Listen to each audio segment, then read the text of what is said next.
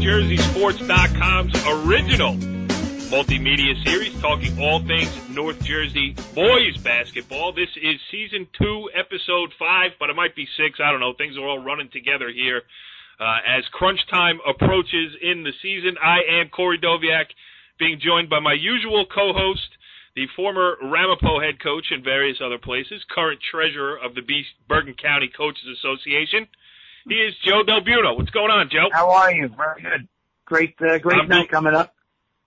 Yes, it is a great night coming up, and not for the least of which reason is that we've brought in the big guns, Joe. You know, we're getting close to Jambo time, B.I.T time, tournament time all over the place. That means who else? We needed somebody else on the show, somebody with knowledge, somebody with passion, somebody without a sense of humor, and that's our guy, Richie Ballgame Barton. What's going on, Richie B? Not much, just getting ready to talk some Jambo, and sometimes you got to bring out the heavy hitters during this time of year. You're definitely getting to be a heavy hitter, brother. Yeah, I'm not a hitter, but definitely heavy. And I will mention that Dave Saplicki liked the part of the girls' Bergen County Tournament Selection Show when you said you were eating Ritz crackers and peanut butter. I was, and it's delicious. I wish I was having them right now. Right. Well, no time for that because we got a lot to talk about here on the boys' basketball side of things because the Bergen County Jamboree will be selected and seeded this upcoming Wednesday night. The B.I.T will be seeded, what, Joe, January 31st? Is that Saturday. Saturday the 31st after the smoke clears from the Jamboree selection. Yes. So let's go over some of the topics before. Oh, I should mention, first of all, we will have a guest on the show, a guy not concerned about his playing into the Bergen County Jamboree because he's already done that. Garfield head coach Chris Storms, he of the Boilermakers who are 11-1 and solidly into the Jambo. He will join us a little bit later on the show, but I want to go around some of the interesting topics of the Jamboree. And Richie B, I know you did some homework, which I'm proud of you for, pal, no doubt about it. We got some games on Tuesday with teams that have their fate in their hands. They certainly do. I mean, we got 6 of them. We've got Powell Park against Cresskill. That's going to be a real tall order for the Tigers. I don't want to say it too loudly because I know you get upset when if I say anything bad about Powell Park. That's great. An interesting game, Cliffside Park at Ramsey. I mean, Ramsey has been the surprise of Bergen County this year at 12-1. And Cliffside Park is just, you don't know what you're going to get from night to night, but if they get their A game, they could get in and maybe win a game or two. But got to get through Ramsey first. You got Englewood at Westwood. Westwood having a down year. Englewood should win that game, pretty handily and get in. You have Glen Rock at home against Manchester. That's an interesting game because, Manchester always plays hard, and they're also the same type of team, very up and down, but, they like to force the pace. Glen Rock likes to slow it down a little bit. Should be interesting. Yes.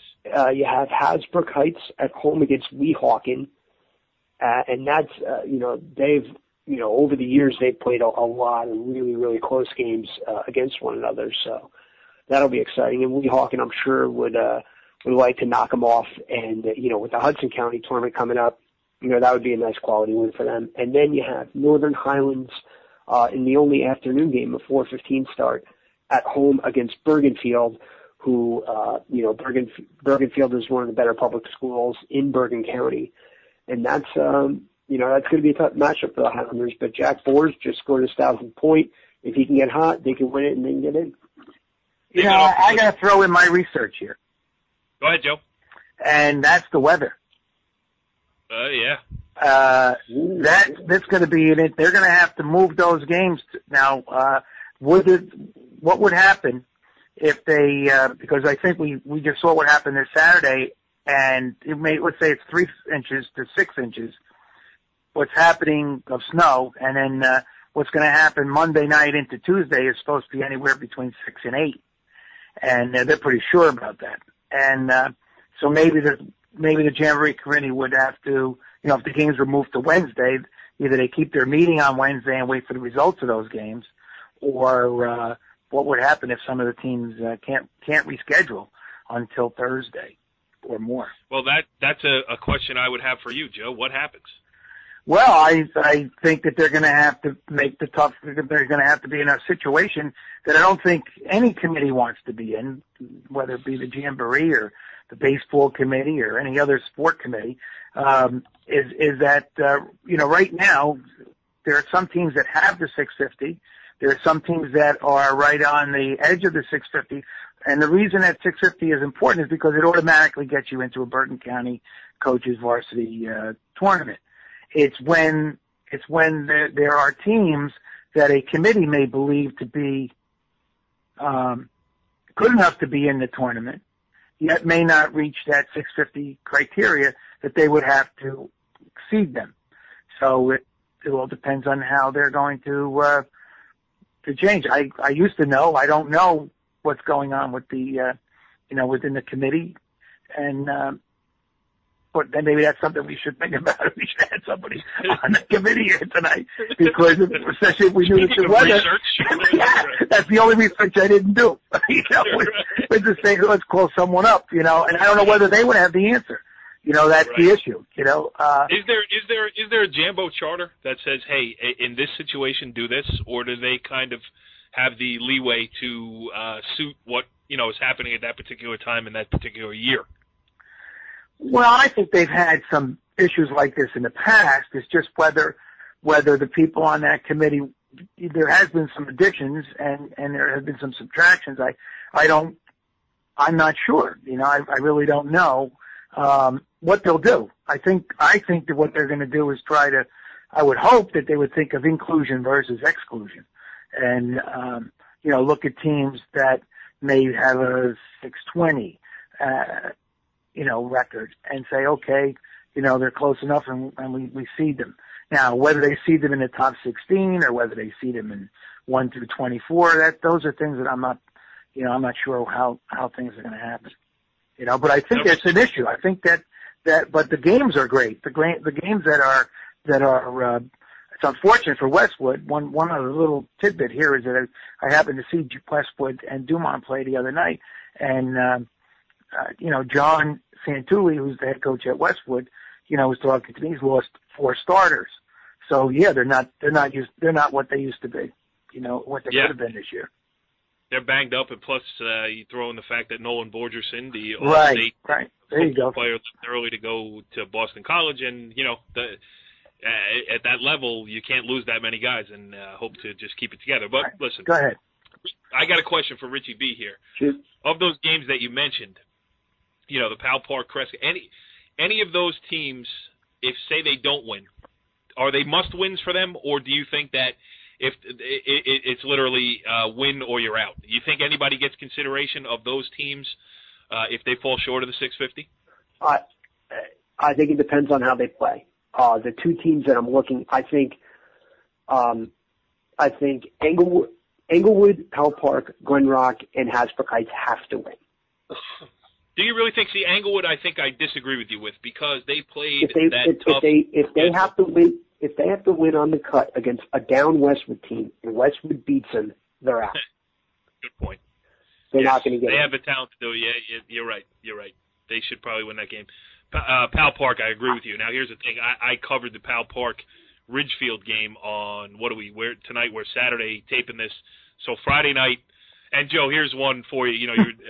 Later on when we talk to Chris Storms, we'll talk about the leagues a little bit. But how about the fact that Palisades Park and Richfield, where you can literally stand at one school and throw a rock and hit the other one, they're not even in the same league. I know. They're both Group 1 schools, and they have to schedule this game every year as a home and home independent.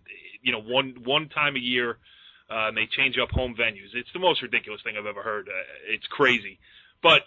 Pal Park had a 14-point lead in the second half against their arch rival in a crazy gym. Pal Park High School holds the sound. I know this for a fact because when I played there, we had about 11 fans, and it still sounded relatively rowdy. They had more than that last night, including my mother, by the way. And they had a lot more fans than that last night. That place was literally a madhouse. It was so crazy. And Richfield comes all the way back from 14 points down, puts Pal Park in the position where they got to beat Cresskill. Yeah, it's a home game, but I've seen Cresskill twice, and that is not your run. That is not Yo Mama's Group 1 team. They can play with a lot of teams in Bergen County at the upper level. So, yeah. Joe? Yeah, so let's just for a second. That Cresthill still not so much for the Jamboree. They're looking at their seeding for the state championship, so they have the home advantage, with their record and to defend the state sectional. So I mean, there's a lot riding on that particular game. It should be a good game. Yep, absolutely. I think Cliffside Park, who I've also seen, and Joe, you were maybe the first one on the Ramsey bandwagon this year. I think I mentioned that in the first episode that I saw them play in a scrimmage, and I said, "Boy, this team is going to be pretty good," and they are. Yeah, yep, and they host Cliffside Park. I've seen Cliffside Park; they've got the talent, and in a one and done situation, I think Cliffside Park can get it together and at least make a run at Ramsey for sure. But you bring up another good point, Joe, because I should say, and I mean to say this every week on every show I do, and I never do, to hear old episodes of Talkin' Hoops or any other of the multimedia presentations that we do on NorthJerseySports.com, please go to YouTube.com, little site, maybe you heard of it, /NorthJerseySports. You can find it there. You can follow us on Twitter at NJSCom, NJSCOM. You see what we did there, Joe? NorthJerseySports.com. Shortened up right there for you.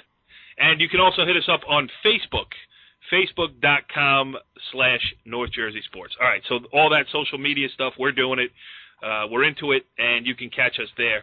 I think Glen Rock made a great run last year. It was a lot of fun to see them play the first half against Teaneck. Teaneck obviously went on to stretch it out.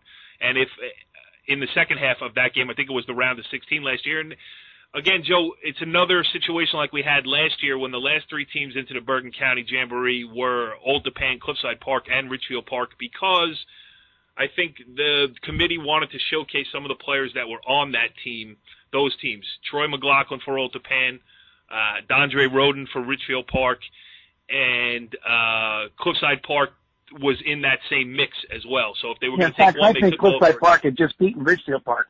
So they really deserve to be in it, if they had just beaten Richfield Park. Yeah. So my point is, Khalil Williams from Glen Rock is a kid that should be in the Bergen County Jamboree. We'll see what happens. Yep. If they don't beat Manchester, we'll see. But and that's one of the beautiful things of having the expanded Jamboree. It was up to 16 teams only. Right. A lot of the good players that are around the county that stayed in their hometowns and, been playing on their teams wouldn't get that chance if it had just been a 16-team tournament. This expanding the tournament is going to give them an opportunity to see these people and get them on the Jamboree court. Yes, it's true. Richie B., let's turn to the top of the Jamboree where it's likely to be seeded. I mean, I think with Don Bosco Prep's win over Bergen Catholic, I think that makes them the number one. Do you agree? Agreed. And I saw St. Joseph's beat Hackensack the other night, and I'll tell you, we had Mike Doherty on the show last week. I've heard him talk about his players, but when I got to see him up close live, I really like St. Joe's because I like the way they play. They got length at every position. They're not necessarily big at every position. Joe, who was it?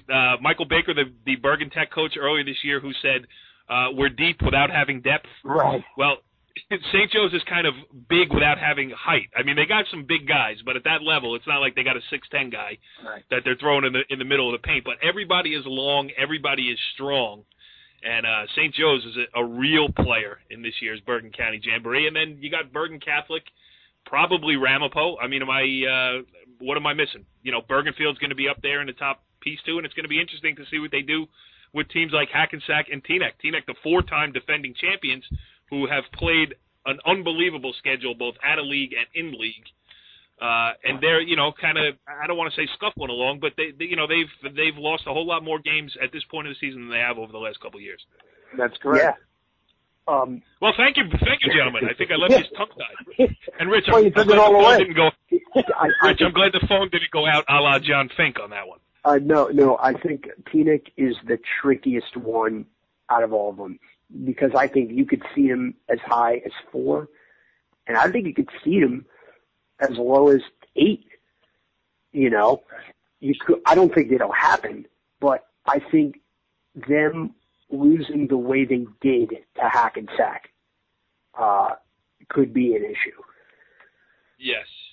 Yes, because Hackensack, for all of their talent, and they're young and they have it, they've had, they were 7-5 after I saw them after, Right. or 7-6 after I saw them against St. Joe's. So, they're going to get in 650 or not, but it wasn't like they were already a lock for the Bergen County Jamboree. And I'll tell you, honestly, this year, I know we say it every year to make it seem, because we don't want to be, we don't want to say teams don't have a chance and that it's all about the parochials and it's going to be a blowout. Some years, Richie B, you and I could be guilty of it, but when I say this, that really this year it's as wide open as it has ever been, because the parochials are so close. Bergen, Bosco, and Joe's, all three of them can win it. Teaneck can get hot. Ramapo can get hot. And I don't think it's out of the question for any. And Bergenfield, with one of the best athletes in the county playing there, I don't think it's out of the question for them too. I mean, Joe, am I crazy? It really is wide open. It is wide open, and you mentioned the fact that that's why the seeding is going to be interesting to see how many people get to play against one another before the semifinals. I think that's what Richie hit it on the head. I think it's going to be interesting if they seed a team like Teaneck or Hackensack at 8, and see what happens with the other schools, that have good records and have good wins.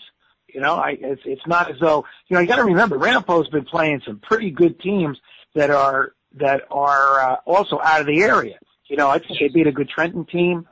They played, some other independent games that are Kennedy at Kennedy. They lost. Right. They went and played them. Yeah, but they went and played them. So I would think that, and their style of play is going to really impact on teams that might not have that depth that we've been talking about. So it's going to be very interesting. To see how they're actually going to look at, because one thing that they all have in common is that they do play good. They're what we call that upper echelon level of play. So and St. Joe's knocked off Bergen, and you have Don Bosco to knock off Bergen. And Bergen was the number 1 seed for a long, was ranked pretty high in the county for a while. So, it's going to be this is definitely going to be an interesting tournament. Yes. And not even just at the top. I mean, again, like we thought, where do you see Dwight Englewood? Where do you see who played Ramapo right to the wire? Where do you see Garfield? Yeah, Ramsey. We're forgetting Ramsey. They only have one loss, right? They only have one loss, and it's good. I think they're a good team. Joe, you stepped on my segue. Richie Barton mentioned Garfield, and that was the perfect time to get into the interview with Garfield head coach Chris Storms. Now, we'll get to it in 1 second because I just want to mention before we get there, we'll talk a little B.I.T. on the other side of this. And Joe also taped an interview with Tom Curry Jr. All right, well, that's the Jambo and the B.I.T. at a glance here. We talked a lot about the bubble. One guy who's not on it, safely in the Bergen County Jamboree field, is our guest for the evening as we welcome in Garfield head coach Chris Storms. Coach, thanks for joining us here on Talkin' Hoops. Hey, guys, no problem. Well, we appreciate you taking the time here, and it's a good story. Garfield boys basketball was the last unbeaten team in Bergen County. Took a tough one against Wayne Valley, but that doesn't take away from what you guys have accomplished so far. So if I had told you before the season, hey, you're going to be 11-1 going into the Jambo, would you have think I was crazy, or is this kind of what you thought you could do? Yeah, we definitely, the expectations were high going into the season. Coming off of last year and returning most of our guys from last season's team. So, we just kind of looked at it game at a time, and every game that, each time it came across the schedule, we thought we had a chance to win it. So, 11-1 is, no one's going to be upset about that, but we kind of, we just look one game at a time. Yeah, and the lone loss was against Wayne Valley, and as everybody on this show here knows, Joe Light with time to prepare is brutal. I mean, he was the one who handed Passaic Valley its first loss of the season, and then came into your place too, and it knocked you from the ranks of the unbeaten. But as you said before we got on the air here, maybe something that you guys needed a little bit. Yeah, again, do you want to lose? No, but it doesn't mean it wasn't that we didn't learn from it. I think I think it woke our guys up a little bit, knowing that when you're playing against a team like that you got to come to play, and you got to we got to have a better practice And we just gotta do a better job. So they're a good team, and like I said, it kind of gave us a little bit of a wake up call. They got some real tough guards, and that's one of our strengths is our guard play. So when a team comes in and they got guard play that can match us, you got to be ready to play that day, and that day they were a better team. Richie B, now you are the one person besides Chris Storms who's actually seen Garfield play this year, so why don't you ask him something? Coach, just talk about real quick, you can play so many different styles. If you want to slow it down and run clock and just keep working for a good shot, or if you want to get out in transition, or if you want to press defensively, it seems, almost every couple of trips down the floor, you're doing something different. Do you feel that's kind of one of the main strengths for your team, is that you can kind of really adapt to any style that an opposing team is playing? Yeah, I think because of the versatility of some of our players, that allows us, whether we need to pick up the tempo, whether we need to try to get a good shot in the half court, which I still think is one of the things that we gotta get better at is just a half court offense. But if we have to, we can. If we got to slow it down a little bit, if we got to pick up the intensity on defense, we kind of have, with having the versatility of guys that can play a bunch of different roles and guys that had the experience. We brought 4 double-digit scorers back from last year's team, with 20 wins and winning the league championship. So we brought back a lot of experience, and then even the younger players that are in there, with Alex Victorino and Avian Irvin, 2 of our juniors that are, getting a lot of time. These are guys that got time last year, and they're also guys that, had a very nice football season this year. So they just have a lot more, confidence, and they've kind of helped, round off our bench with the other seniors that are doing a nice job so far. Joe, senior leadership, always so important. Very, very important. One avenue I wanted to look at was the way Garfield has had to adjust to the new level of competition. It seems you've been very successful to adapting. There's no longer the BPSL, right? Yeah, and no longer the NBIL, no longer the traditional leagues that have been really been changed over the last I would say the last 3 years. But Garfield seems to have been able to make a nice transition. Yet you've had to up your game against some teams. Would you agree with that? Yeah, I mean, I just think you play who you play against. Whatever the leagues are, and it doesn't matter. And especially in just taking our league, doesn't even most of the years doesn't even matter what the talent is. I mean, you guys know when teams are rivals or teams play each other a lot, it's going to be tough games. So you have to be ready to play every night. It doesn't matter if we're we go in to play Lodi and it's going to be a battle. It doesn't matter if we have 10 wins or 1 win. It's going to be a battle, and the same thing going to play the Elmwood Parks and everybody else in the league. Everyone gets to know you real well. So you play the teams in your league, and you go from there. You can't really do anything else. Right. At 11-1, what are you hoping for come Jambo? Because, excuse me, the Garfield, the Jambo committee is going to look strength of schedule, all those other things, and they're gonna pick you apart. I mean, that's going to happen. That's part of the process. Mm-hmm. They pick apart every team. That's part of their job. Mm-hmm. But best case scenario for Garfield, where do you think you guys fit in here? I mean, to be honest with you, I haven't even put that much thought into where we're going to be, because we're going to be wherever they put us, and then that's where we'll be ready to play. I mean, right now my focus is this week. We have 2 more league games. We have Easton Christian on Tuesday, and playing in their gym is never fun.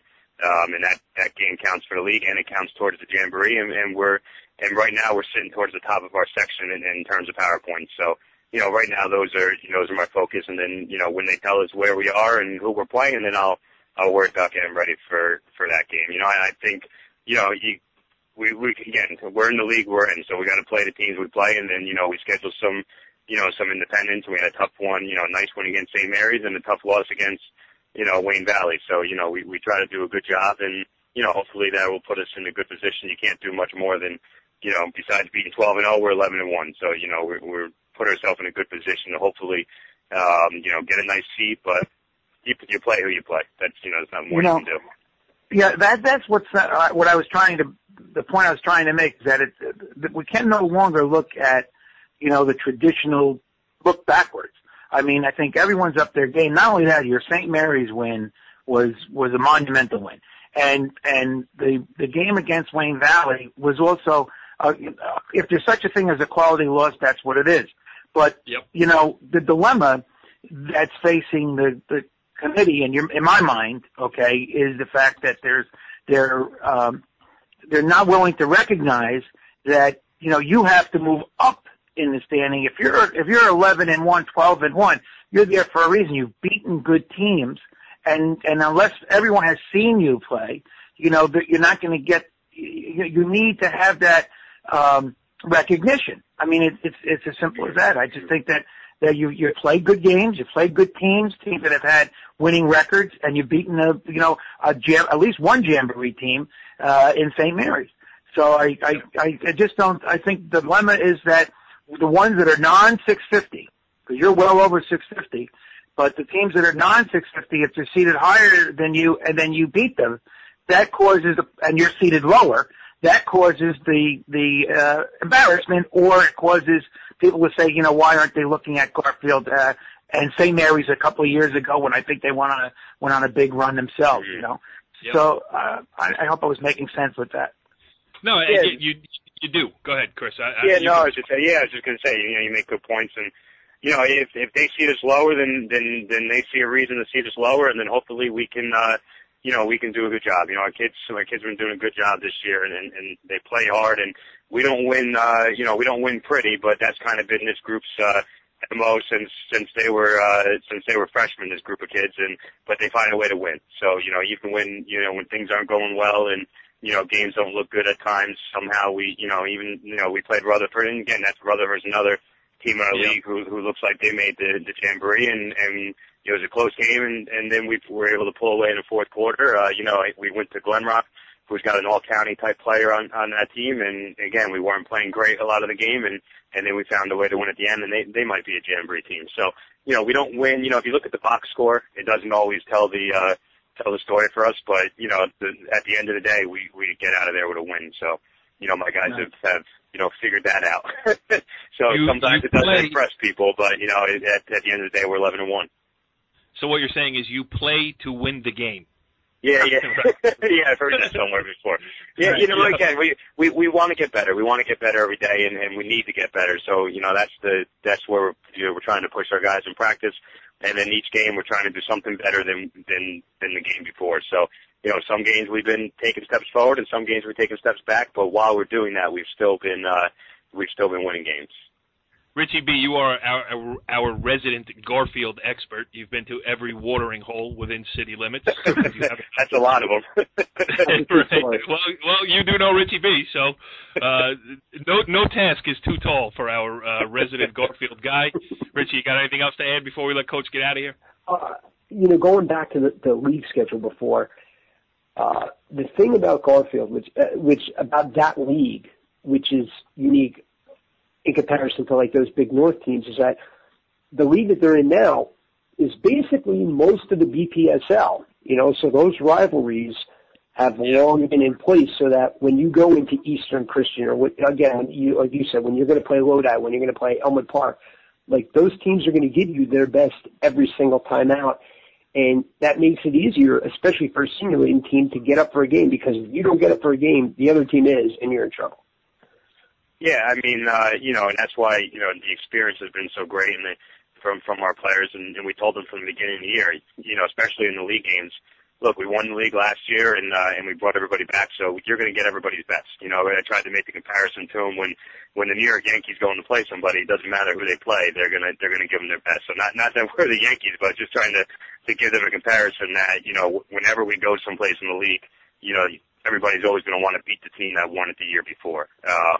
So, you know, our guys have to bring it every single night in the league, because we know we're going to get everybody's best shot. And, you know, our guys, you know, Travis Bennett, who's been averaging, you know, double digits in that back kick. Kevin Biron started the season. You know, he really didn't do anything really in the preseason, because he was a little hurt coming off of football. And he's starting to shape into form. He had 17 last game. He was a third-team All-County player last year.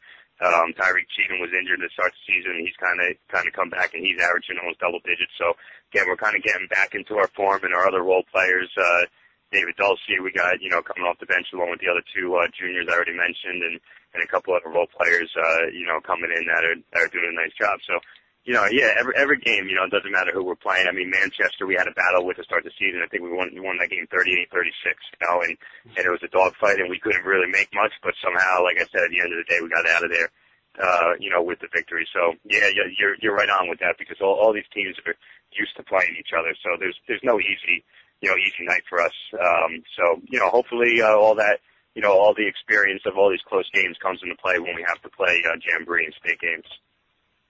Well, you're doing I don't know, you can only do one game better than you have done. You're doing a great job down there in Garfield, as you have the past couple of years, no doubt about it. And we certainly thank you for taking some time to join us here on Talkin' Hoops. Now you can get back to action with that 11-month-old daughter. Oh yeah, don't say 11-year-old.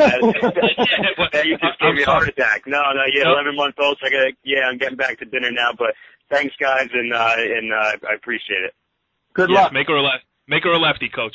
Yeah, I'm working on it. Thanks, Chris. Good stuff, man. All right.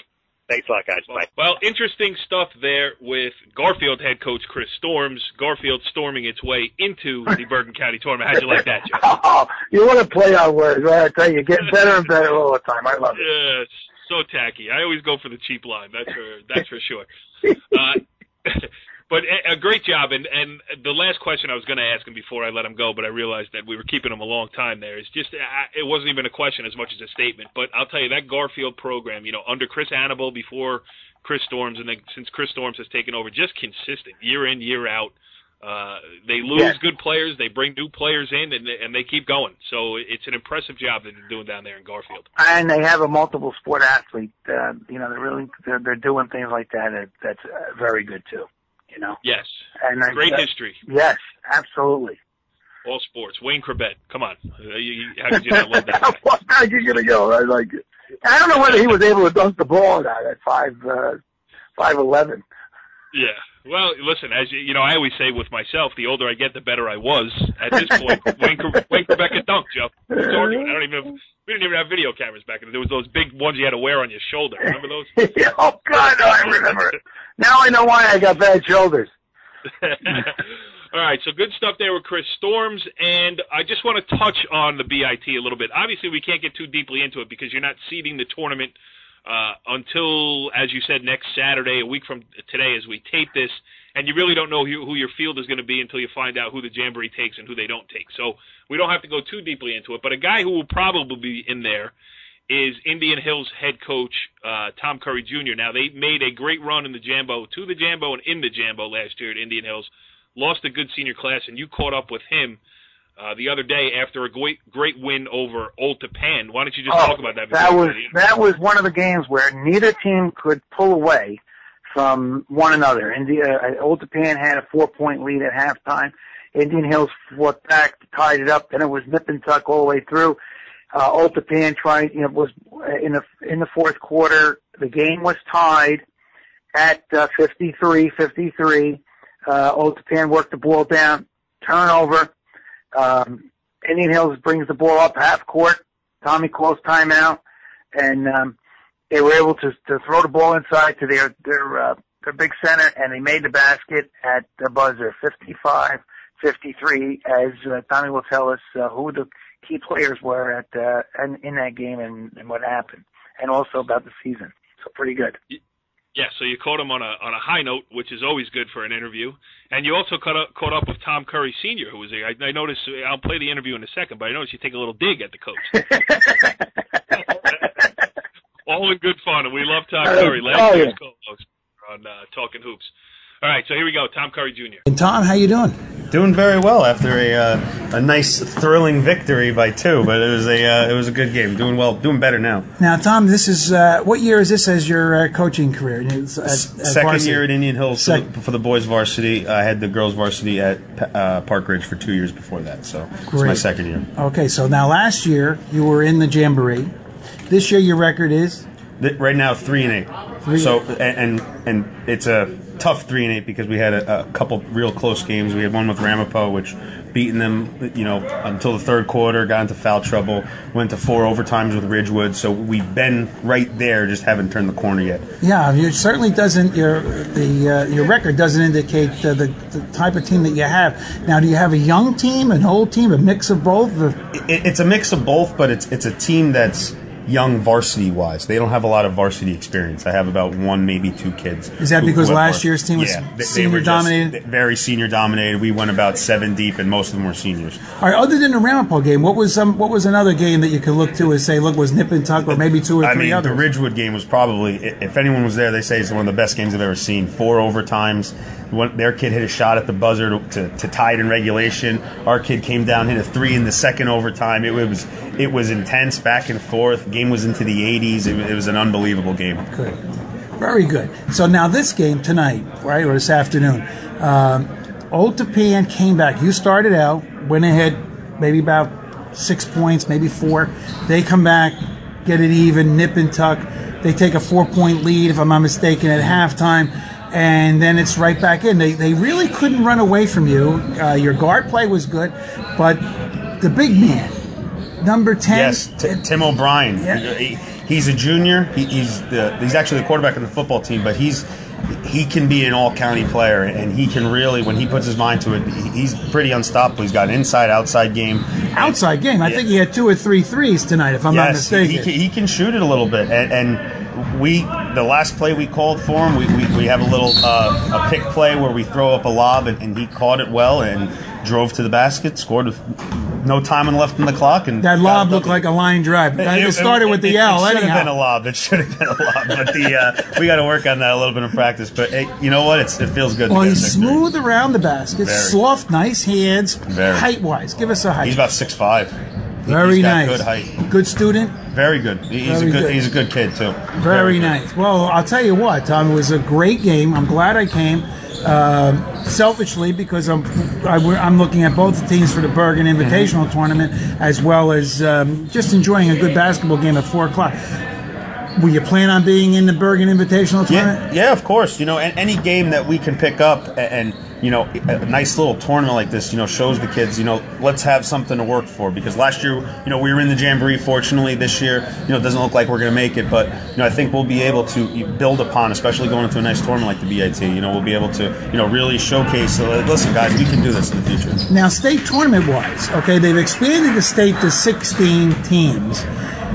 How do you stand in that regard? Have you figured that out yet? When is the cutoff? It's funny you say that because I looked today. I believe the cutoff was February 6th or 7th. But I looked today and we were right on the cusp. We were right there. So this was a huge game. A very big win because they're just like us. Old Tapan was just like us. And we have some games that we'll be able to be competitive in the next couple of weeks. Where if we can turn the corner, we should be okay. But what are the next 2 games you have? We have Bergen Tech tomorrow, okay, and we have Tenafly next week, along with Demarest and great games, and Hasbrook Heights. So we have a packed schedule. So I saw Bergen Tech. They got 2 nice guards. They're good. They're good, right? They're much improved. They're good. They can shoot it. They got some. They're good. They do some. Well, good then stuff. We can't have you see them in the first round of the Bergen Invitational Hopefully Tournament. Maybe not. No.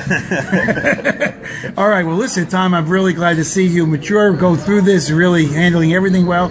And by the way, just for those who don't know, I think you had unfortunate with Gary Mioli passing away. Correct. And you're over at Park Ridge, and you were the coach at Park Ridge football, stepping in there. You guys had a good year, if I'm not mistaken, right? Me, myself, and the defensive coordinator, we became co-head coaches. We took over, after he unfortunately passed away, and we ended up 5-5. 1 game away from really making the playoffs, and it's a credit to the kids in the community. They were amazing throughout that whole thing. It's hard for me to say this, but to see you where you are now, when I used to see you running around the gym, and your father ate the hot dogs and he would give you the crumbs.